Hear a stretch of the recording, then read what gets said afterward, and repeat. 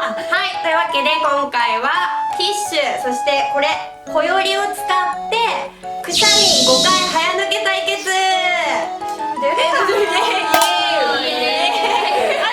最近ないもんね。最近ないの。これをそう使って鼻に突っ込んでやります。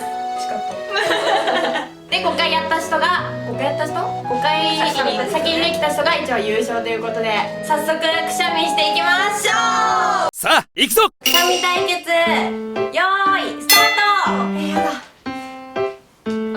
で数えてねみんな。待って出ない。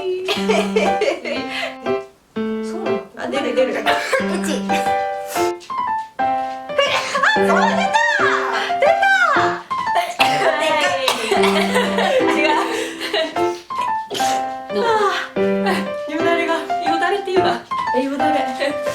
超最高。2回目。待って出ないんだけど、3回。すごい早いね。ああ、そら。はい、おしまい。5回終わった。そら。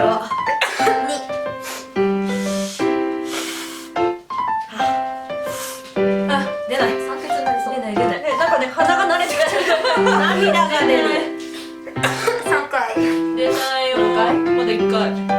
2回。お。でも慣れてきたなんか鼻が。耳がねやばいなんか。4回。出ないんだけど待って。頑張れ。5回。おお、カット終了。2回。2回。逆に話してるの今。もっと奥。もっと奥なのこれ。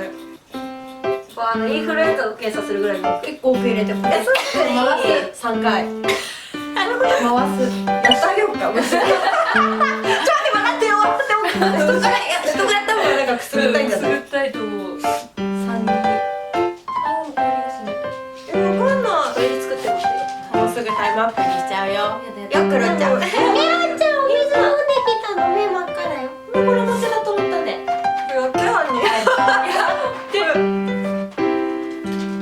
待って鼻ちょっと鼻出る。出ない。ダメだね。ちょっと鼻についたらごめんな。今日飲んでなってんだけど。朝見てんの？笑っちゃうじゃん。3人だよ、頑張ってタイムアップにしちゃうよ。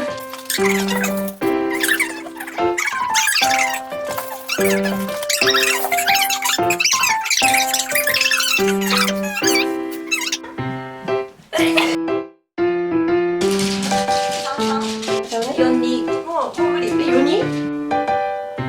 こより作りの名人。あ、出た。はい、終了だね。終了。はい。でも2回出たの奇跡なんだ。1番、はい。2番、はい。3番、はい。ビリ。4番。ビリ。4番。余裕だったぜ。